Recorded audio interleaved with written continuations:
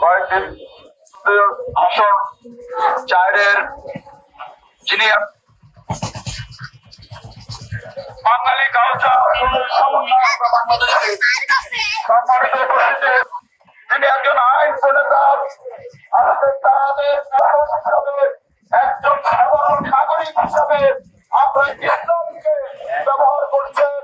তাদের মুসলমানের উদ্দেশ্যে